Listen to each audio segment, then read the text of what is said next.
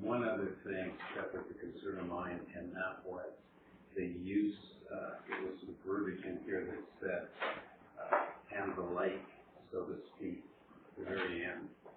So it would be uses that were, I think it's in the motion. Is it not the last part of the motion? Not part of the motion. Not part of the motion. It's not part, Not, there doesn't say and the like in the motion. okay, well maybe not on the like, but it's a similar usage. No, how close to bread and tea gatherings from July, August, and September. Which is in itself kind of vague, but that's what, that's what the more specific we can. What's your main concern? Well, my concern of that portion was that it was very, very loose, very interpretive, could be interpretive for a use of a similar nature, I guess that's what it is. Okay. So just for everybody's reference, attachment 1, right at the bottom, has an item number for the very bottom dot, uses of a similar nature. So Rob, you're concerned that you're going to be using it outside of achieving associated uses? Is that the concern? The concern is I think that's open to interpretation on what that might be. Well, we can take it apart, but we want to have a goal when we pick it apart to protect against something or to protect something. So, well, I think it's very general. It could mean anything at that point.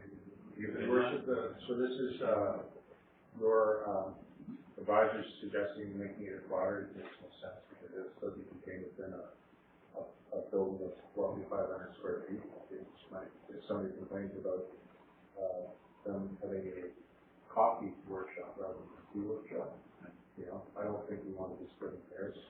So we suggest that broad rather than a particular one. That's pretty typical, your worship, very typical in zoning. You can't think of all of these high-tech uses that are done, usually called high-tech uses in Senate. perhaps, does anybody in the gallery share Rob's concern that there might be something else being used within the tea shop that would be not adequately protected by hosting a bread and tea gathering motion? Are we going to be too loose with that? Do you guys have concerns about it? Well, I personally, I would have preferred that we would have done this in 2 steps. Pass the bylaw that says you can get a temporary user's permit, which we've now said is for the whole village. We do that, and we say, okay, this is what you have to do. I phoned Fort Moody myself, or actually went online and made a few phone calls. And once the temporary user's permit is in play in our bylaws, in Fort Moody, it's a 5-page sheet to fill out, and it's that $1,000, and you're up and running.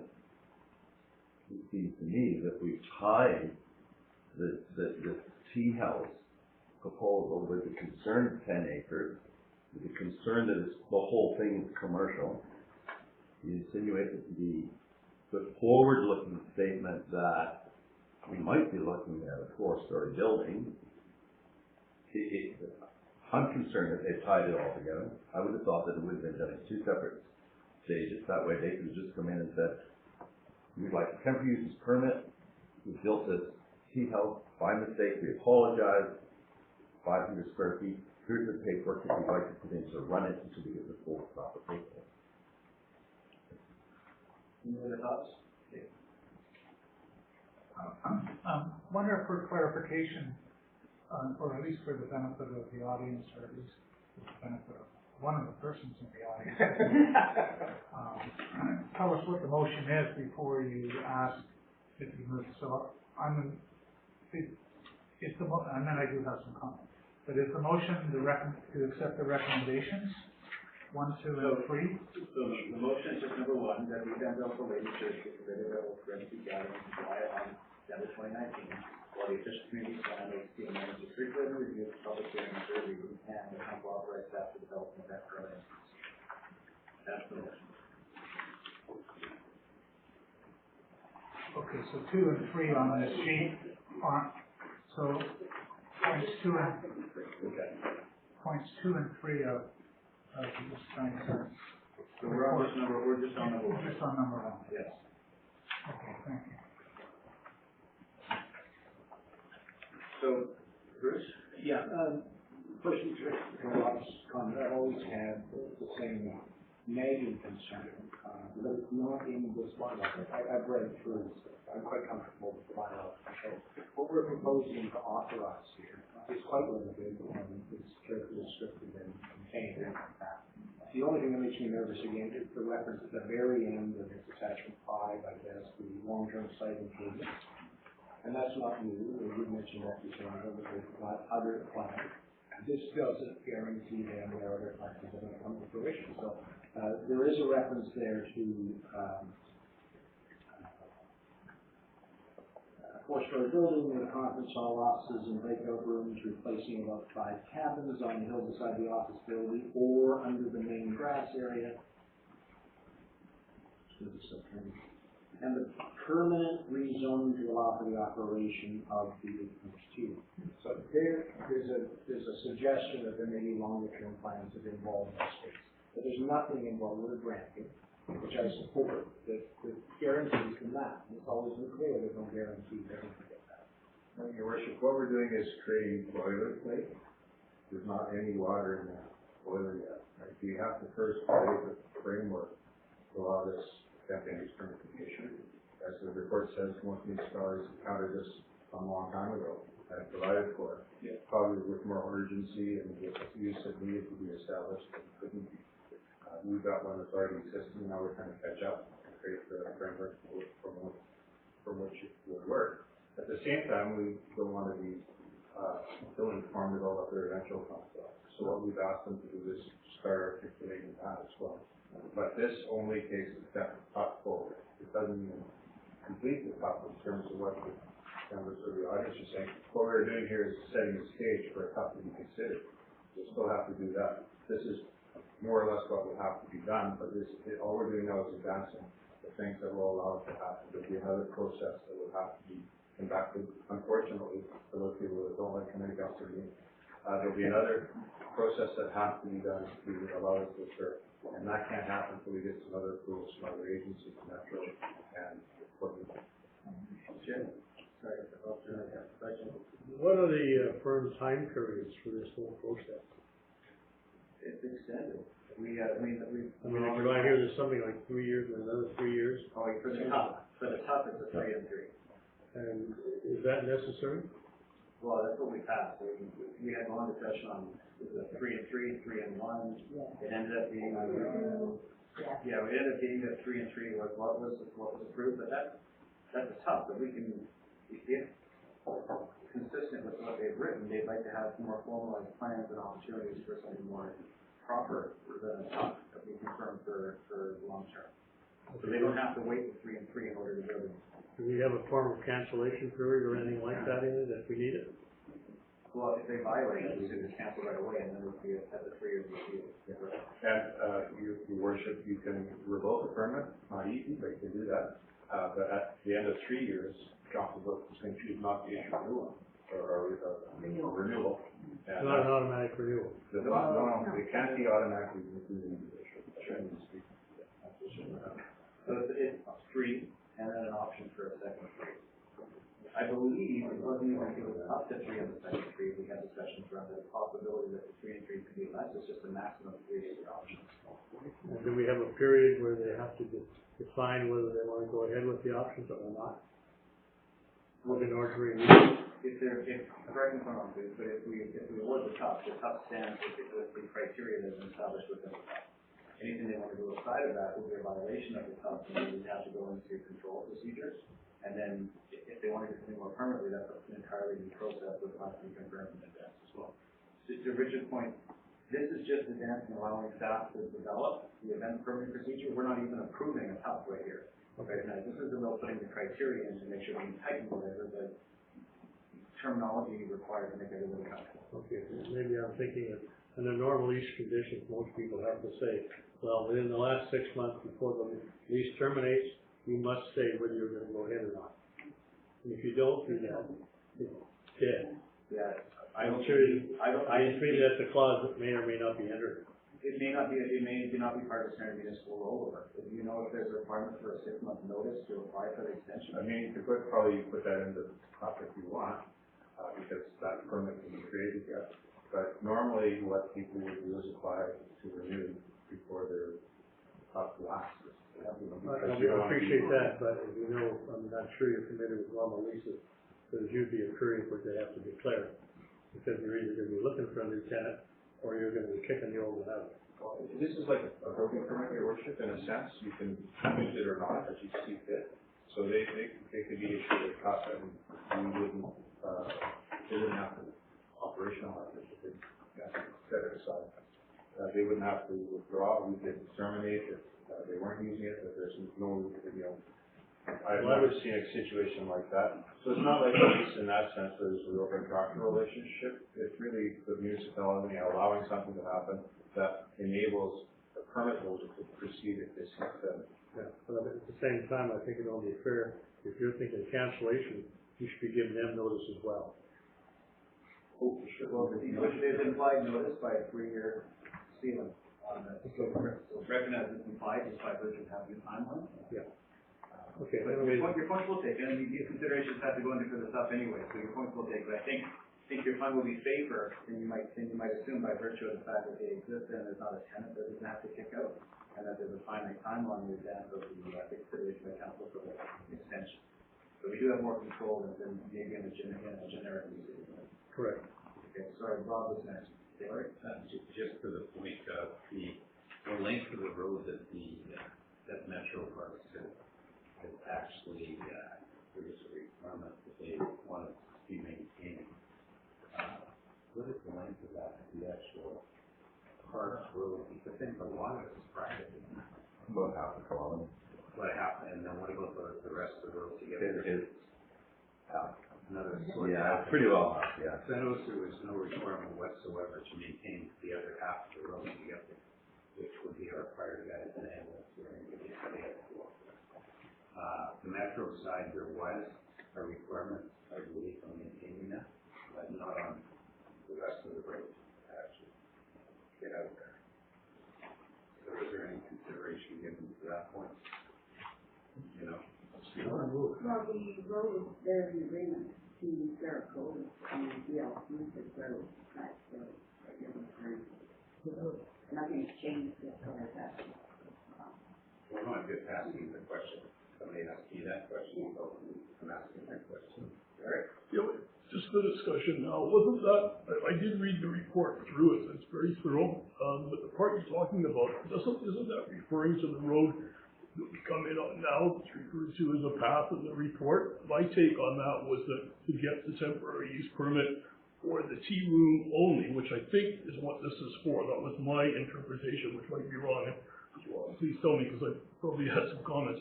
But I think that was an understanding around access and maintenance of what it's referred to in the report as the path that goes into Fair Code now.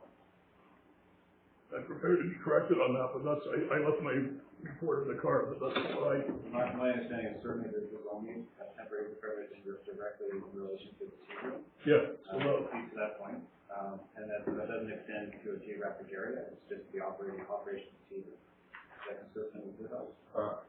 Your worship, we haven't really got into that, probably as much detail as you might like, but we don't want to get ahead of the Metro decision makers in that regard. But I think we do some minimal maintenance now, from time to time. The municipality does, provides the resources, materials to allow some maintenance to occur.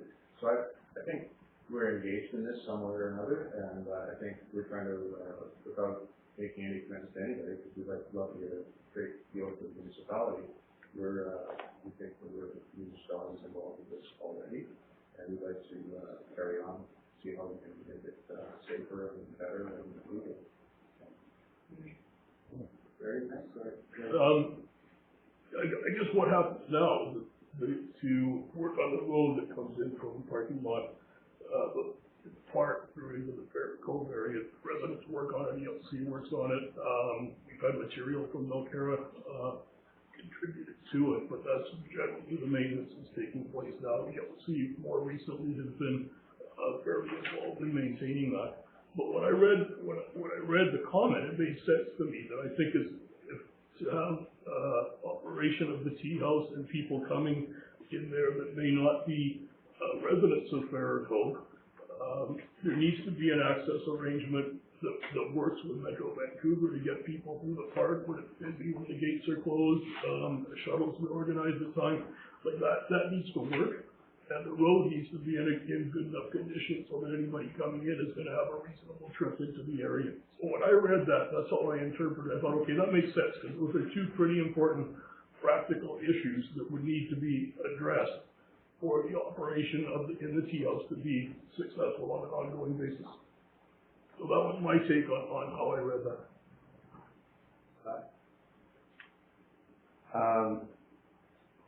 Back to Rob's point, and back at Larry's as well.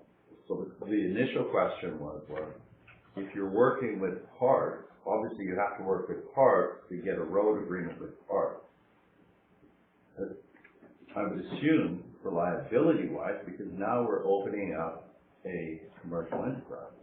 But I'm sure that the parks would say the road must be maintained on their portion to a minimum standard. Is that so, or is that not so? Lauren mentioned they literally have a contract that they're circulating internally. We're just waiting for it. Okay. So we can't guess what they're gonna have. We don't have to for long. We're gonna get it soon and we can review it together. So the second part of that would be, are they going to be required to keep the same maintenance on their portion of the road to the tea house? Because again, we as a community are okaying the tea house. We're saying, with our blessings, go ahead and sell tea. If a tree falls down and kills somebody on the way in, they're probably going to sue the municipality. They throw the net as wide as they can. So what I'm asking is, or hoping is going to happen, is that whatever you've worked out with parks, I'm assuming that the same requirements would be added from the Belterra side, saying that you must maintain that standard on your own land, even though it's your land, to get to that tea house.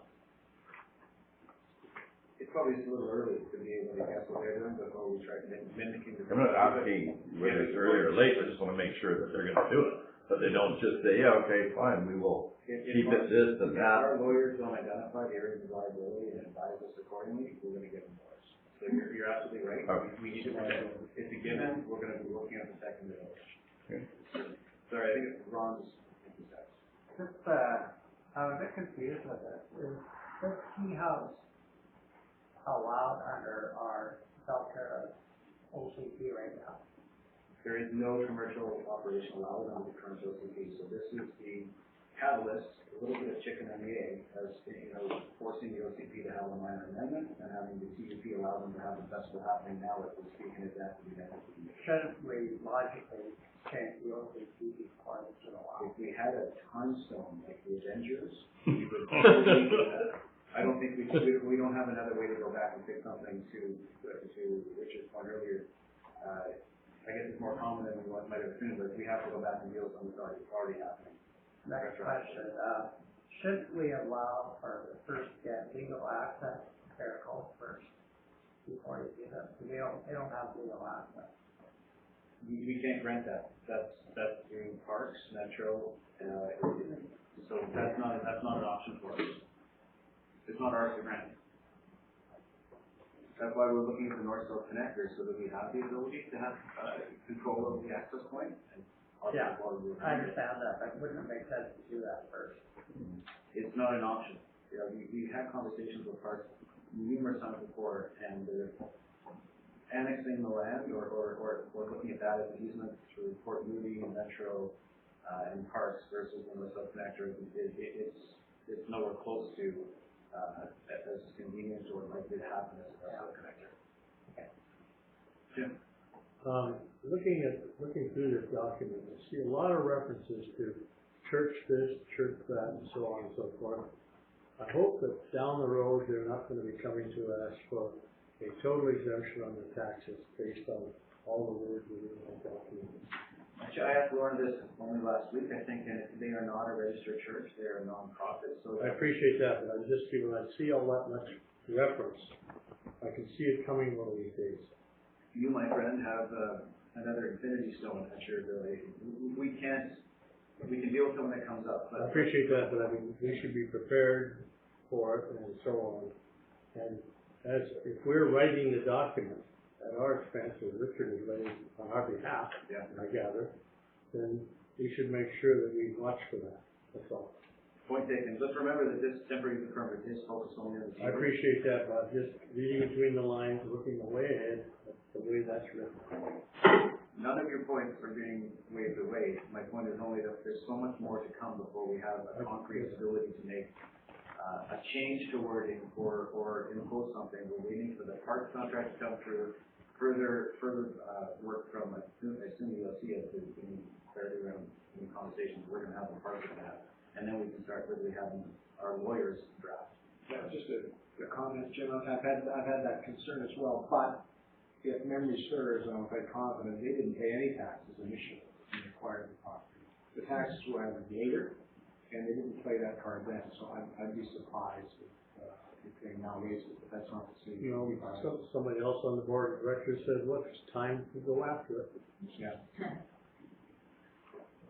So let's just be cautious.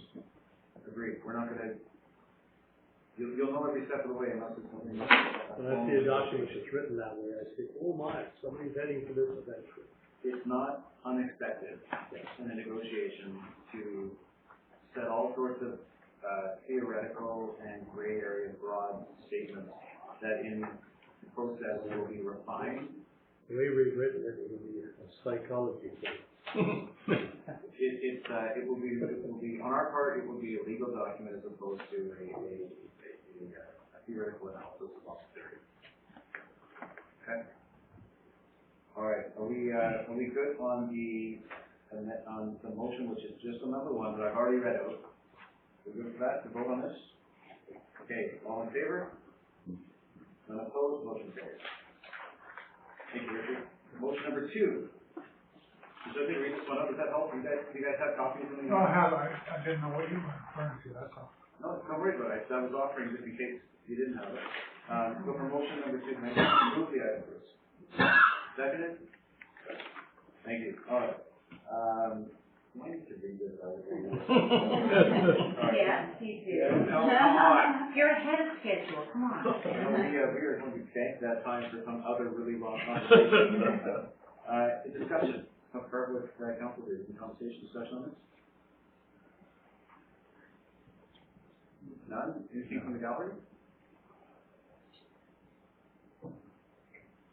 All right, recognize this is the OCP. It's Lawrence that has communicated to me as a very small, not uncommon modification to the OCP to allow for a process to be able to manage and read consideration. Reasonable, Lawrence? So this is not a big deal, is what we're told. Richard, would you agree? Absolutely. And if Richard agrees, you know that it's got to be true. Okay, so I see no discussion. All in favor? You see that. Are you in favor? Yes. Okay. I'm not gonna assume.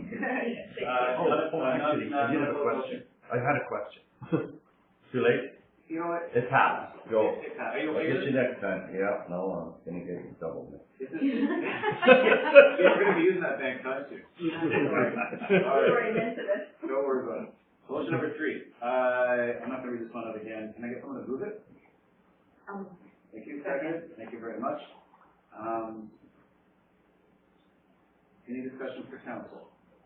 Rob? Substantially in accordance with attachment number one. Takes me back to the questions I have. The 10 acres in Teawood. And your point is, attachment number one, you think indicates that you're automatically, anything that happens on the 10 acres is automatically going to stop? No, substantially in accordance with and line. But is the attachment number one, Richard, do you want to comment on this? That was not our intention, Richard. I don't know, probably. Council, feel if the wording is too broad. We haven't, I guess the point would be that we haven't really worked out all the details, and it's gonna be something like what you see in the packet. Would be another way of putting it. It's not as elegant, it's substantial in accordance with, but that was our intent. Your worship, you can trust us as staff generally to be conscious of the comments we've heard tonight, and we'll try to make sure that we have a relatively airtight document. We have to recognize that we're dealing somewhat with the unknown here. I don't know what the Avengers relationship with the unknown is, but I think they know a lot. the thing is, we're trying to get we're trying to move a lot of moving pieces together forward. Actually, we want to have a little bit of leeway in the resolution, so we don't come back. We won't have counselors saying, hey, this is different. In your defense, Rob, I think it's important to note that this is tea room, tea festivals, bread making, tea workshops, and similar nature. This is not manufacturing. I understand that. We'll perfect with that, but I have a problem with when we're approving 10 acres for this. No, we're not. Not 10 acres. We're I approving the understand what operation you're of the tea saying. room. I understand what you're saying. Okay, if that's the case, let's make it the tea room. And let's say generally in accordance with attachment 1. Richard, what's the standard protocol? Can you approve a business? Can you approve a business and not property is associated with? So I think the way Your Worship, we could do that is what he could say we could add on as a friendly amendment even, substantially in accordance with attachment 1 and a more detailed attachment.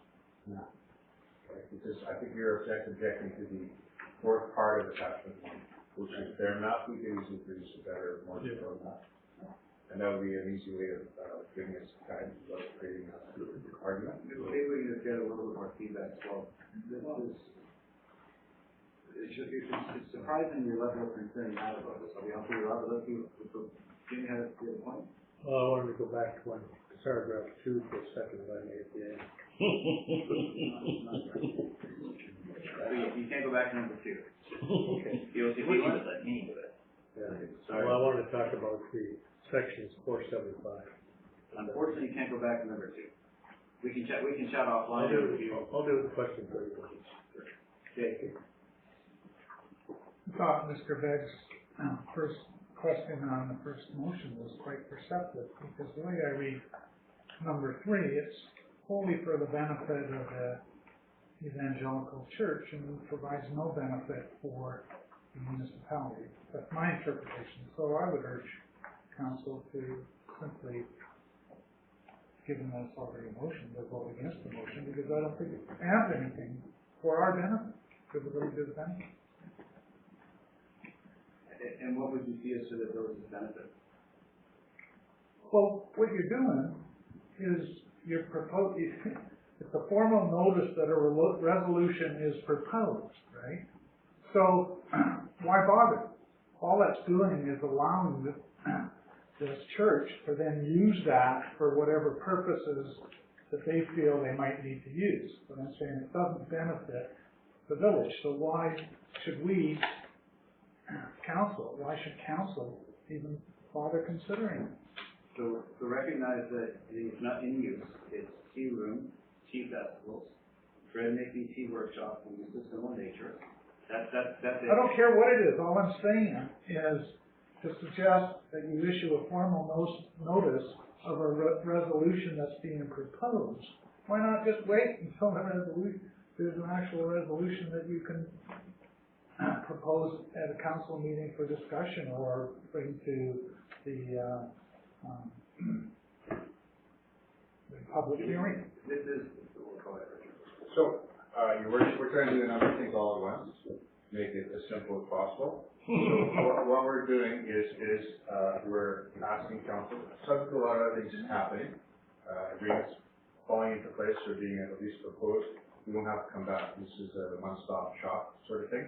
But what we do have to come back with is the actual hearing that would allow these things to happen.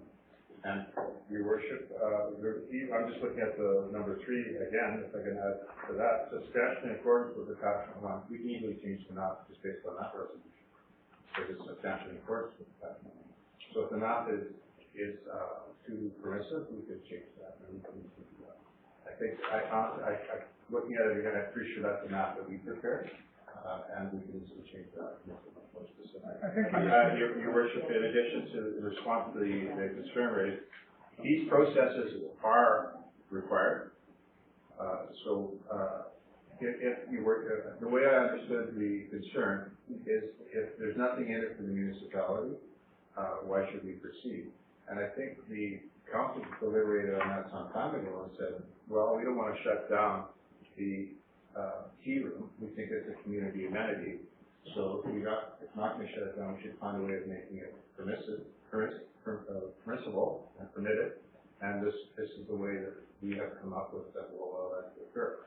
There are other more detailed and involved processes, but this is a temporary use permit. It suggests we'll let it go for 2, 3, 6 years, and then we revisit it. And your worship, this is a previous consideration that may be worth reviewing, is that the impression I got from council the last time we got this forward was that council wanted to see a longer range view of what's going to happen down there, and we've asked for that as well. So as this thing progresses, we'll be able to assert more about what is being proposed. Council can agree to it or not, we need some input on it. For instance, one of the ideas I heard today is that you should obtain a right of way through the Kapowdy lands to provide access to people that live, that depend on that access route now when they want to drive their vehicle to the property. Your worship, I think that's something we can do as well. And we can also ask for that to be sorted out through the private properties that are doing that have access, as part of that whole route. But your worship, that's a much bigger endeavor. And so we can stop the process as it stands. Or we can move forward and at least get a handle on existing commercial use, which is already ongoing. It's not like it's something that could happen, it's already happened. Margie, No, I think Dave, just really quick to your point, residents in the village said they wanted this. That was the value to the village. That was the value to the village. That's why we embarked on this whole thing. If you weren't here for those meetings, I just want to make sure you caught that. That's because residents wanted it. Not because the council is saying, hey, we need this, not because we're just accepting it from us. So that was the feedback that embarked, that set this whole thing in place. But, motion 2 has been accepted, and there's gonna be a public hearing, and let's say on the 3rd doesn't get approved at 3rd reading, you've now got a potential conflict. No. Because you said you're proposing a resolution. The OCP amendment is not directly tied to the TUP. The OCP amendment allows us to put a TUP in place anywhere in the entire village. It's not this specific TUP. So there's no catch-22. So if no changes are made to our official